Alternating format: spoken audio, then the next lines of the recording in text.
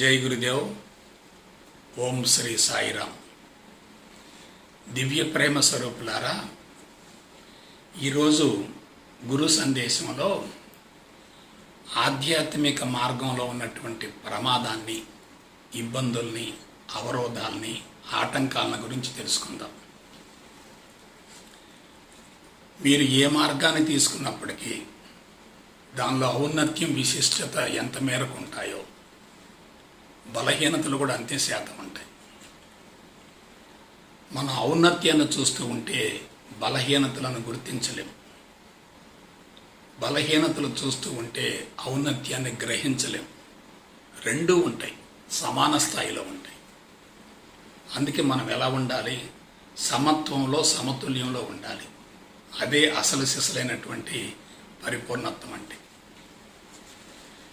మీకు గత కొన్ని ఎపిసోడ్స్లో భారతదేశంలో ఆధ్యాత్మిక మార్గం ఏ విధంగా వెలుగులోకి వచ్చింది అనే దాని గురించి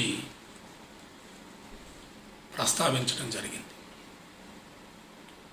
ఒకసారి చూడండి, భారతదేశపు నైసర్గిక స్వరూపం ప్రపంచ దేశాల కంటే భిన్నంగా ఉంది. భారతదేశంలో నిర్జన, నిర్మానుష్య, ఏకాంత, ప్రశాంత, ప్రకృతిపరమైన స్థావరాలు ఉన్నాయి.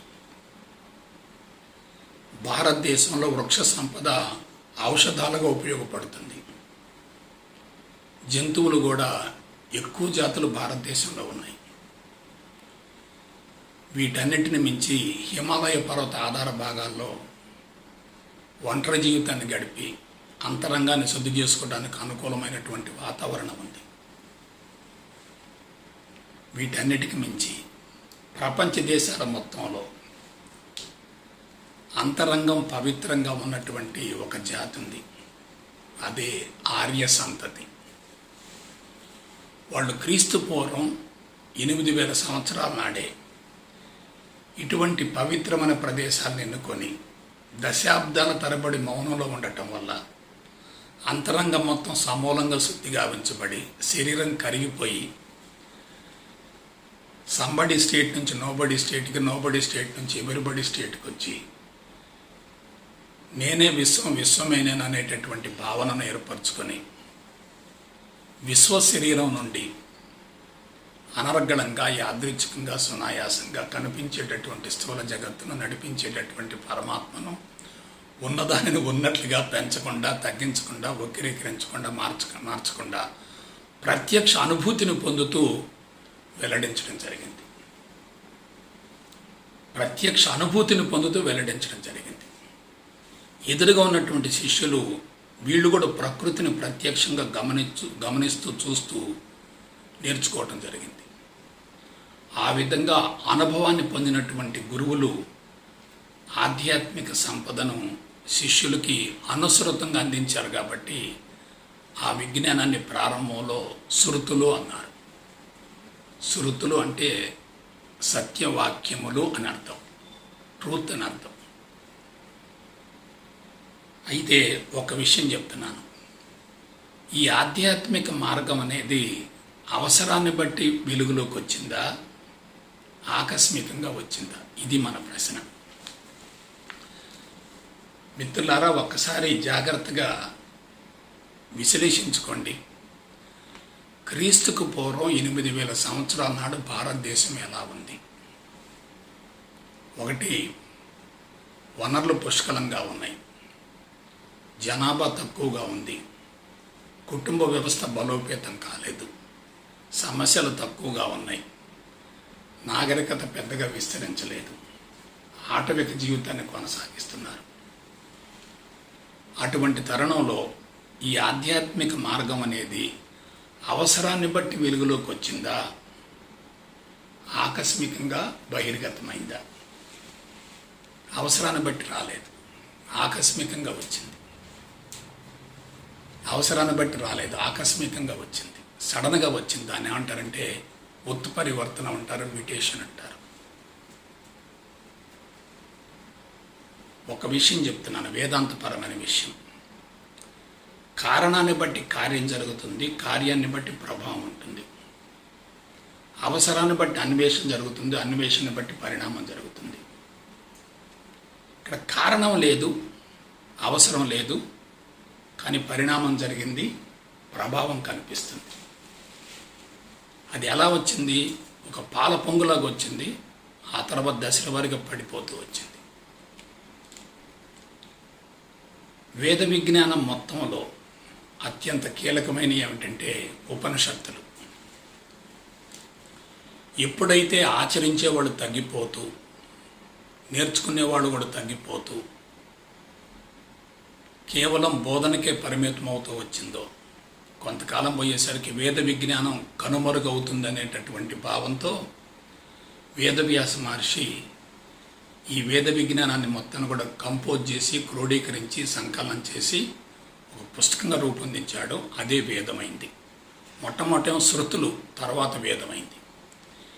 ఇక్కడ అసలు విషయం ఏంటంటే, వేదం అంటే మాట్లాడటం కాదు, తెలుసుకోవటం కాదు, బోధించటం కాదు, ఉచ్చరించటం కాదు, తర్ఫీదును పొందటం కాదు, శిక్షణ పొందటం కానే కాదు.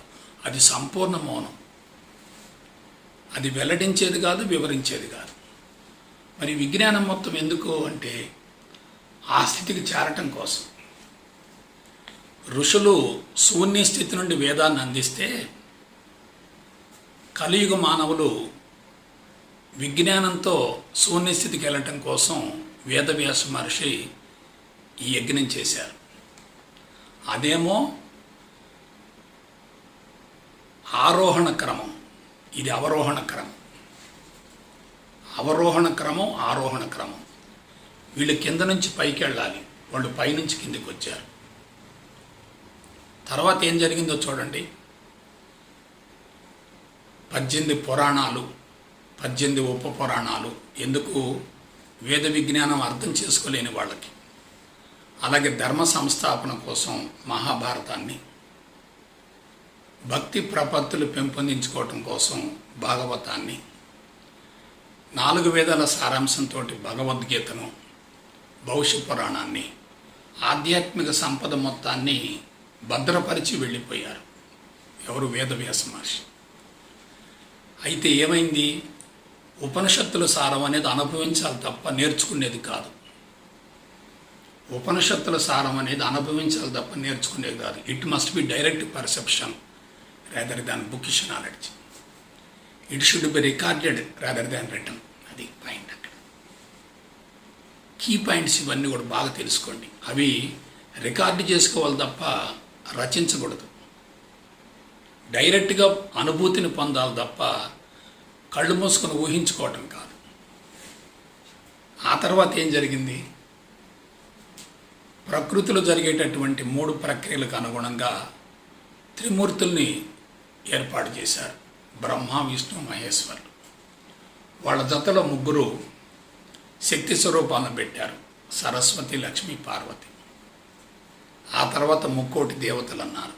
వీళ్ళకి పూజలు, పునస్కారాలు, వ్రతాలు, ఉపవాసాలు, దీక్షలు, మాలలు, భజనలు, భక్తి గీతాలు, ఆరాధనలు వెళ్ళిపోయారు దీనిలోకి. అంటే వేదాల్లో ఏం జరిగింది? ముందు కర్మకాండ పెట్టారు, తర్వాత ఉపాసన కాండ పెట్టారు, చివరిలో జ్ఞానకాండ పెట్టారు. అలాగే ముందు సంహితాలు, తర్వాత బ్రాహ్మణాలు, తర్వాత ఆరణ్యకాలు, ఆ తర్వాత ఉపనిషత్తులు పెట్టారు. సో ఇదంతా ఏమైంది? అనంతమైనటువంటి విజ్ఞానం మొత్తం కూడా పరిమితం అవుతూ వచ్చింది, కుంచుకుపోతూ వచ్చింది. ఉపనిషత్తుల సారం పూర్తిగా విస్మరించబడింది.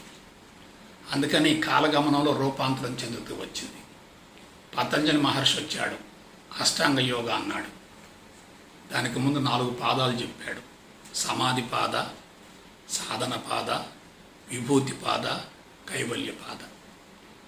గౌతమ బుద్ధుడు వచ్చాడు, అష్టాంగ మార్గం అన్నాడు. ఆ తర్వాత ఆదిశంకరాచార్యులు వారు వచ్చారు, అద్వైతం అన్నారు. కొంతమంది ద్వైతం అన్నారు, కొంతమంది విశిష్ట అద్వైతం అన్నారు. ఇలా జరుగుతూ వచ్చింది. ఇక చివరికి వచ్చేసరికి ఏమవుతుంది? ఆశ్రమాలకే పరిమితమైనటువంటి ఆధ్యాత్మిక జీవన విధానం ప్రజల్లోకి రావటం మొదలుపెట్టింది. తర్ఫీదులు ఇవ్వటం, శిక్షణలు ఇవ్వటం, సంస్థలు స్థాపించటం, ఈ విధంగా తయారయ్యి పవిత్రమైనటువంటి వాతావరణంలో నేర్చుకోవలసినటువంటి వేద విజ్ఞానం జన సామూహ్యం మధ్యలోకి వచ్చి పడింది. అంత రూపాంతరం చెందుతూ వచ్చింది. సముద్రం ఒక్కటే కానీ నదులు వేరు. సంస్థలు పెరుగుతున్నాయి, కార్యక్రమాలు పెరుగుతున్నాయి, అందించే విధానాలు పెరుగుతున్నాయి, సాధకులు పెరుగుతున్నారు, సంస్థలు ప్రపంచంలోకి దూసుకుపోతున్నాయి, అనేక రకాల కార్యక్రమాలు రూపొందించుకొని ముందుకెళ్తున్నారు. అంతర్లీనంగా పోటీతత్వం ఉంది, అంతర్లీనంగా అశాస్త్రీయత ఉంది, అంతర్లీనంగా వ్యాపార తత్వం ఉంది. సో మార్గం అంతా ఏమైంది? కలుషితమైపోయింది. గమనించారా? సో మార్గం కలుషితమైనప్పుడు సాధకులకు న్యాయం జరిగే ప్రసక్తి లేదు. ఇటువంటి తరుణంలో ఏం జరిగిందో ఒకసారి విశ్లేషించుకుందాం. క్రీస్తుకు పూర్వం ప్రపంచవ్యాప్తంగా మహోన్నతంగా వెలిగిన దేశాలు మూడే ఉన్నాయి. ఒకటి ఈజిప్ట్ దేశం, 2 గ్రీకు దేశం, 3 భారతదేశం. ఈజిప్ట్ దేశంలో ఏమున్నాయి? పిరమిడ్స్ ఉన్నాయి, నాగరికత ఉంది.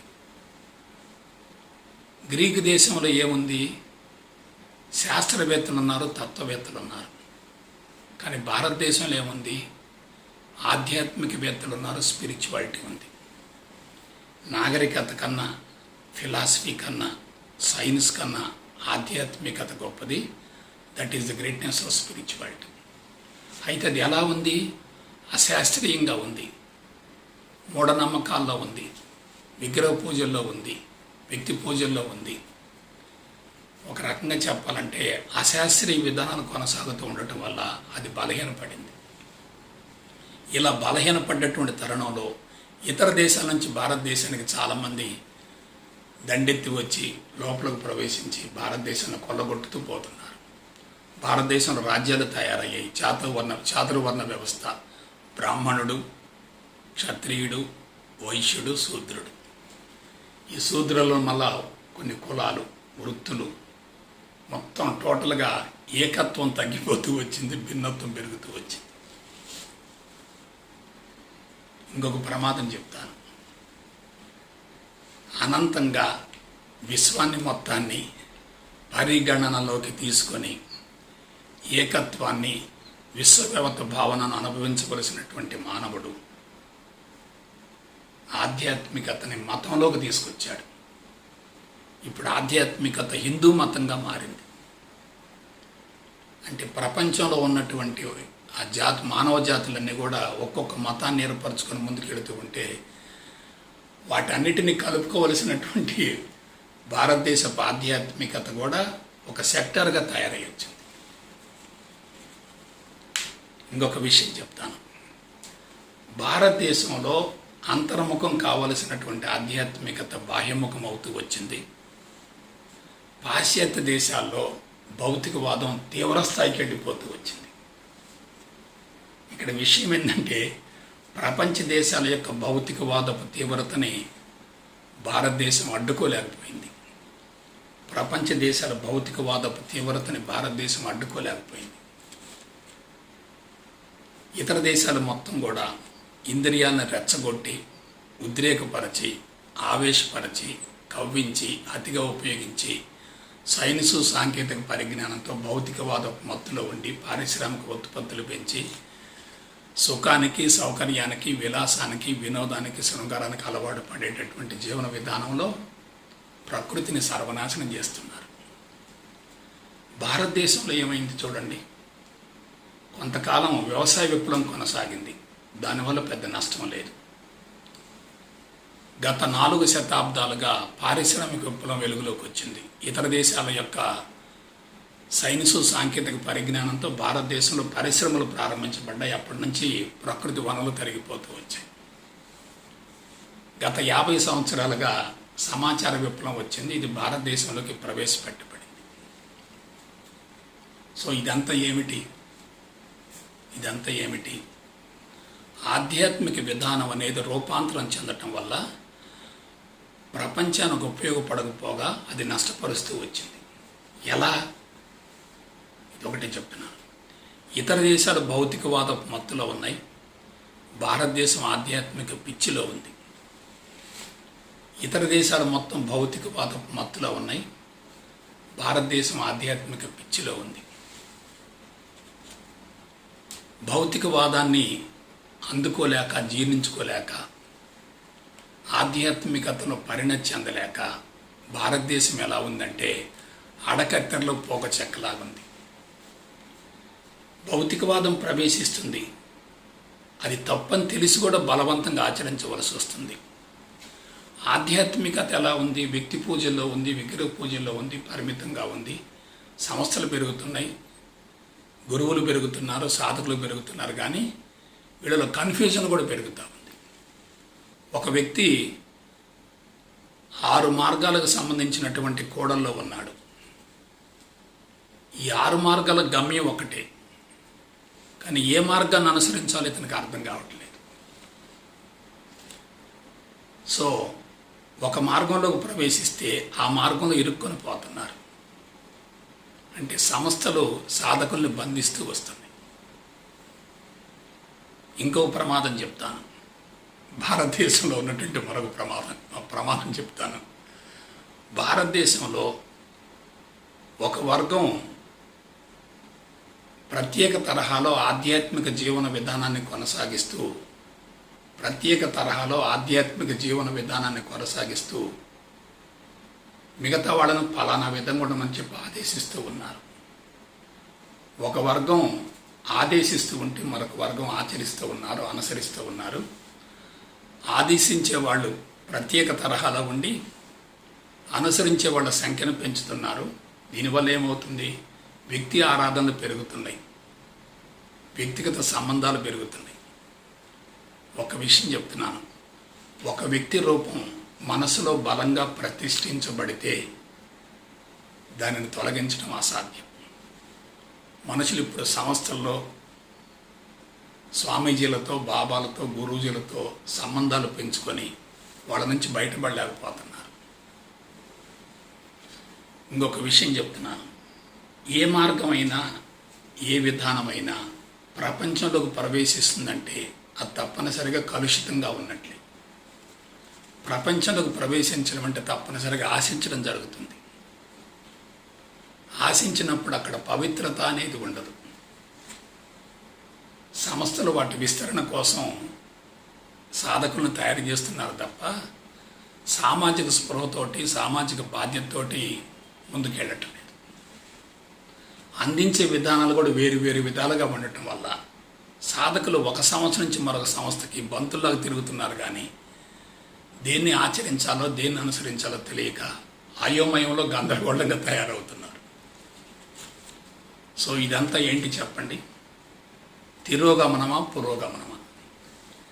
మీకు ఒక మాట చెప్తున్నాను, భారతదేశంలో ఆధ్యాత్మికత పురోగమనంలో ఉన్నట్లయితే, భారతదేశంలో ఆధ్యాత్మికత నిజంగా పురోగమనంలో ఉన్నట్లయితే భారతదేశం ఈ పాటికి ప్రపంచం మొత్తంలో నంబర్ 1 అయ్యేది గ్యారంటీ. కానీ ఇప్పుడు భారతదేశం ఇతర దేశాల మీద ఆధారపడుతుంది. మీకు చిన్న విశ్లేషణ చెప్తాను. భారతదేశం నుంచి ప్రతి సంవత్సరం కూడా ప్రపంచంలో ఉన్నటువంటి చాలా దేశాలకి లక్షల సంఖ్యలో వలసపోతున్నారు. దేనికి పోతున్నారు? కేవలం డబ్బు సంపాదన కోసం పోతున్నారు. ఇక్కడ భార్య బిడ్డలను వదిలేసి, రక్త సంబంధికులను వదిలేసి, ఆత్మీయతలను, అనురాగాలను వదిలేసి కేవలం డబ్బు సంపాదన కోసం అటు వెళ్తున్నారు. అంటే ఏమిటి? భారతదేశంలో ఉన్నటువంటి ఆధ్యాత్మిక సంపదను వీళ్ళు వాడుకోలేకపోతున్నారు, ఉపయోగించుకోలేకపోతున్నారు. ఆధ్యాత్మికత కన్నా కుటుంబ పోషణే ప్రధానం అనేటటువంటి భావంతో ధనం కోసం పరుగులు పెడుతున్నారు. ఇతర దేశాలు ఏం జరుగుతుందో ఆలోచించండి. వాళ్ళు భౌతికవాదంలో ఉన్నటువంటి ప్రమాదాన్ని గమనించారు.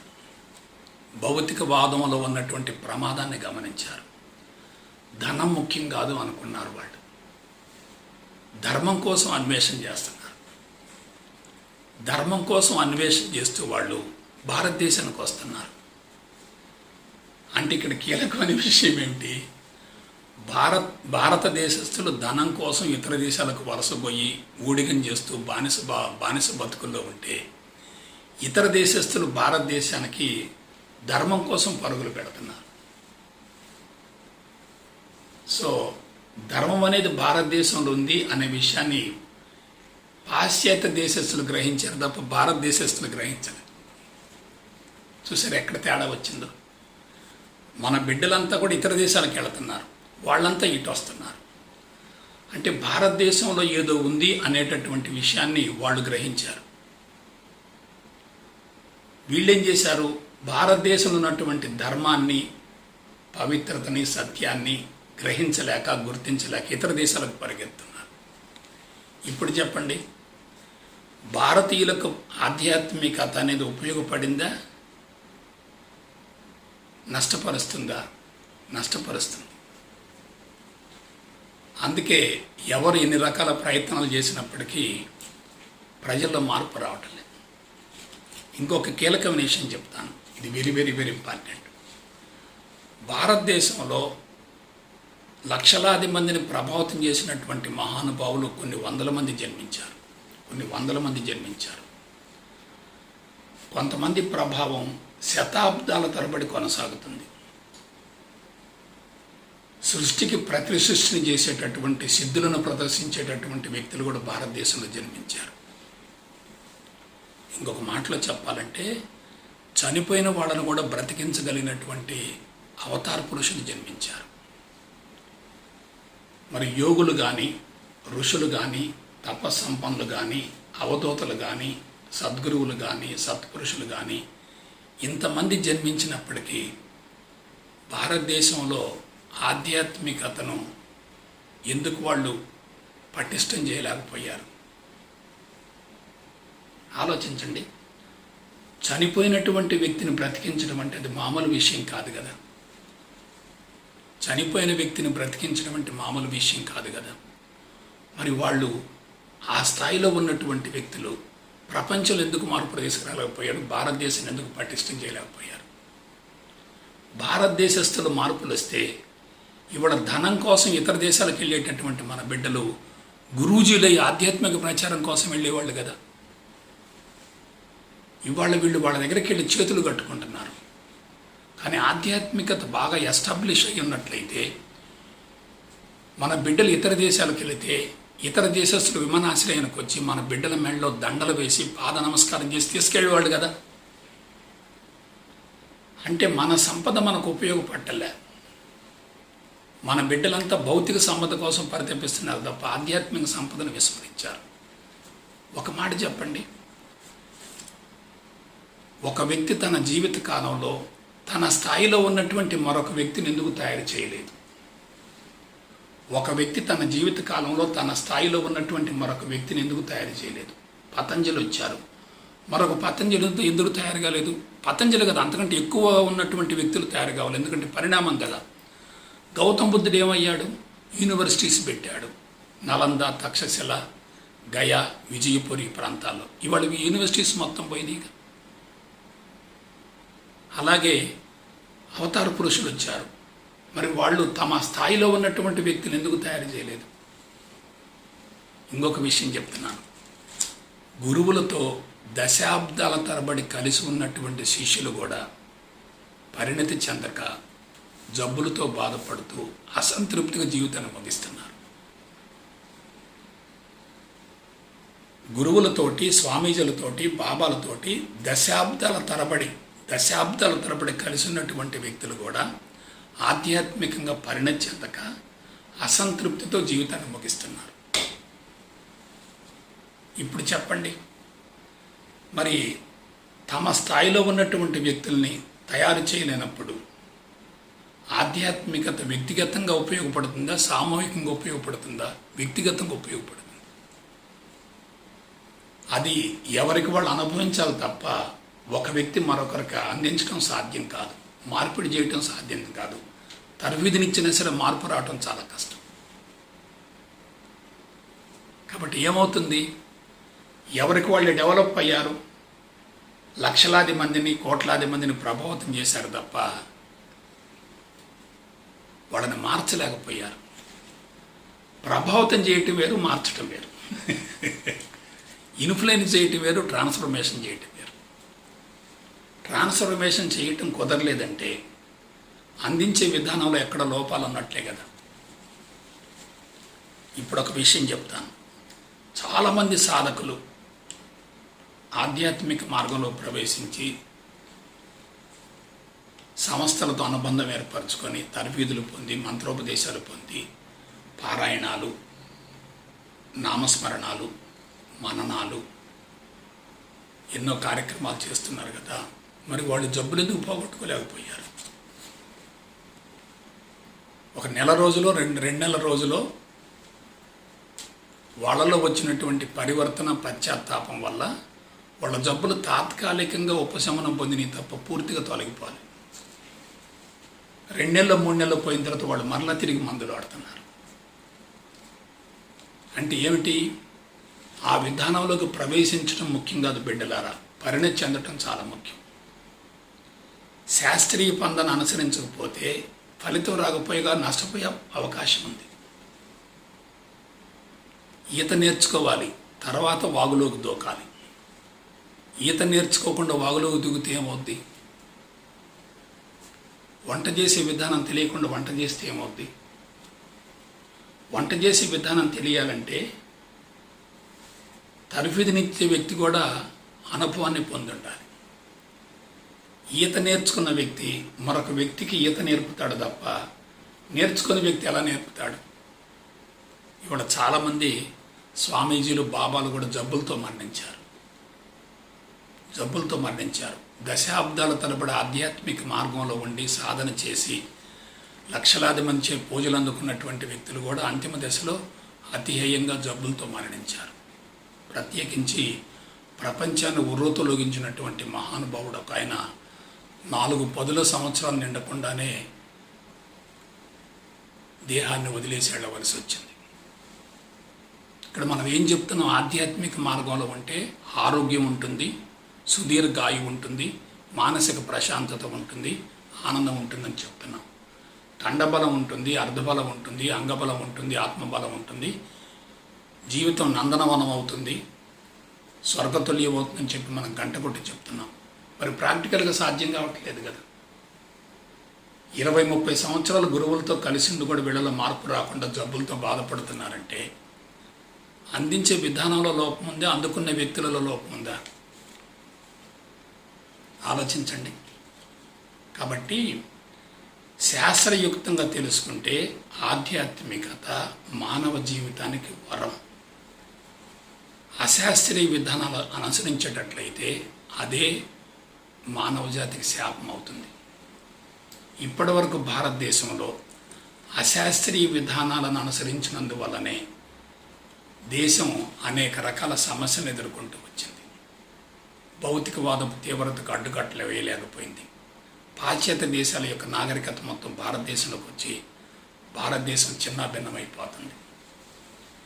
మరొక విషయం చెప్తున్నాను. ఆధ్యాత్మిక మార్గంలో ప్రవేశించినటువంటి వ్యక్తులు మీరు జాగ్రత్తగా గమనించండి. వాళ్ళలో వైరాగ్యం వస్తుంది, కానీ అది విరక్తి వైరాగ్యం. కుటుంబం పట్ల ఆసక్తి ఉండదు, సంసార జీవితం పట్ల ఆసక్తి ఉండదు, పిల్లల గురించి, పిల్లల భవిష్యత్తు గురించి ఆలోచించరు, భగవంతుడి గురించి అన్వేషణ చేస్తూ ఉంటారు. కనిపించేటటువంటి ప్రకృతిలోనే భగవంతుని చూడగలిగితే ఇక ప్రత్యేకంగా భగవంతుని కోసం అన్వేషణ చేయవలసిన అవసరం ఏంటి? సాకారం ద్వారా నిరాకారానికి వెళ్ళాలంటున్నాం. నేనేమంటున్నాను? సాకారంలోనే నిరాకారాన్ని చూసుకోమంటున్నాను. విగ్రహంలోనే భగవంతుని చూడగలిగితే ఇక ప్రత్యేకంగా భగవంతుడి కోసం అన్వేషణ చేయవలసిన అవసరం ఏంటి? ఇటువంటి కీలకమైన విషయాల గురించి భారతదేశంలో ఇప్పటి వరకు శాస్త్రీయ పందాలో వివరించబడలేదు. భారతదేశంలో అజ్ఞానం, అమాయకత్వం, అవివేకం, మానసిక పరిణతి లేనటువంటి వ్యక్తులు ఎక్కువ మంది ఉండటం వల్ల ఎవరేం చెప్పినా నమ్మి గుడ్డిగా పరుగులు పెడుతున్నారు తప్ప అందులో ఉన్నటువంటి వాస్తవం ఎంత అనే దాని గురించి విశ్లేషించుకోలేకపోతున్నారు. విశ్లేషించుకుంటే తప్పనిసరిగా సొల్యూషన్ వస్తుంది. గుడ్డిగా అనుసరిస్తూ ఉంటే ఫలితం రాకపోగా నష్టపోయే ప్రమాదం ఉంటుంది. కాబట్టి జనాభా పెరుగుతూ కుటుంబ పోషణ భారమై సమస్యల్లో ఇరుక్కొని కఠోర సాధనలు చేస్తూ చాలామంది లబ్ధి పొందకపోగా నష్టపోతున్నారు. యోగాలు కూడా పెరుగుతూ వస్తున్నాయి. బాల్ యోగా అంటాడు ఒక ఆయన, థ్రెడ్ యోగా అంటాడు ఒక ఆయన మూన్ యోగా అంటాడు. ఎన్నో రకాలు బయటకు వస్తామని. ఇన్ని రావాల్సిన అవసరం ఏంటి? ఎందుకు అలా వస్తున్నాయి అంటే ప్రజల యొక్క బలహీనతల్ని సొమ్ము చేసుకునే వ్యక్తులు పెరుగుతున్నారు. అవసరం ఒకరిది, అవకాశం మరొకరిదిగా మారింది. ఒక రకంగా భారతదేశంలో ఆధ్యాత్మిక మార్గం అనేది చిన్న భిన్నమైపోయింది. సో ప్రస్తుతం ప్రపంచానికి ఆధ్యాత్మికత చాలా అవసరం కాబట్టి మనం ఒక నూతన పందాన్ని అనుసరించవలసిన అవసరం ఏర్పడింది. క్రీస్తు పూర్వం నాటి విధానాల్ని నవీన మేధస్సుల మీద బలవంతంగా ప్రయోగించకూడదు. సైన్సు సాంకేతిక పరిజ్ఞానంలో పూర్తిగా నిమగ్నమైనటువంటి మానవుణ్ణి ఆధ్యాత్మిక విధానాన్ని కూడా సాంకేతిక పరంగా అందించేటట్లయితే తక్కువ సమయంలో తక్కువ శ్రమతో ఎక్కువ లబ్ధిని పొందే అవకాశం ఉంటుంది. విశ్వయ్య గురూజీ అనుసరించిన విధానం ఇది. నేను ఎటువంటి పుస్తకాలు చదవలేదు, ఎక్కడ తర్ఫీదు పొందలేదు. ప్రారంభంలో జరిగింది, కానీ తర్వాత ఏమైంది? సత్యదర్శనం, ఆత్మస్థితి, జీవనవేదం కోర్సులు 2 రూపొందించేటప్పుడు సంపూర్ణ మౌనంలో ఉన్నాను. ప్రధాని గురించి శాస్త్రయుక్తంగా విశ్లేషించాను. ఆ తర్వాత దాన్ని కోర్సులుగా రూపొందించాను. ఆ కోర్సు రూపకల్పన ఇంకా పూర్తి కాలేదంటే ఒక్కొక్క కోర్సు రూపొందించడానికి కనీసం 10 సంవత్సరాలు పట్టింది. ఎందుకు? మనం అందించే విధానంలో ఏ చిన్న పొరపాటు జరిగినా సాధకులకు ఫలితం రాకపోగా నష్టపోయే ప్రమాదం ఉంది. అది అందించిన వ్యక్తికి కూడా చెడు కర్మ ఫలంగా మారుతుంది. అవతల వ్యక్తిని పరచకపోయినా పర్లేదు, నష్టపోయే విధంగా చేయకూడదు కదా. కాబట్టి ఈ ఆధ్యాత్మిక మార్గం ఎటువంటిదంటే సర్కస్లో తాడు మీద నడుస్తూ ఉంటాడు ఒక వ్యక్తి. కింద పడిపోకుండా బ్యాలెన్స్ కోసం అలా కర్ర పట్టుకుంటాడు. ఆ విధంగా ఉండాలి. భౌతికవాదం మత్తు లేకుండా, ఆధ్యాత్మిక పిచ్చి లేకుండా రెంటిని సమన్వయం చేసుకోవాలి. ఆధ్యాత్మికతను ఇరుక్కొని లౌకిక జీవితాన్ని విస్మరించకూడదు. లౌకిక జీవితంలో ఇరుక్కొని ఆధ్యాత్మికతను వ్యతిరేకించకూడదు. అలా సమన్వయం చేసుకొని వెళ్ళాలి. ఆ విధంగా ఈ గురు సందేశ కార్యక్రమాలు కొనసాగుతున్నాయి. మీరందరూ కూడా ప్రతి విషయాన్ని విశ్లేషించుకొని లోతుగా విచారణ చేసి వివేకంతో, విఘ్నతతోటి మీ జీవితాలను సద్వినియోగపరచుకుంటానని చెప్పి మనసా వాచ కర్మణ కోరుకుంటూ సెలవు తీసుకుంటా. జై గురుదేవ్, జై గురుదేవ్, జై గురుదేవ్.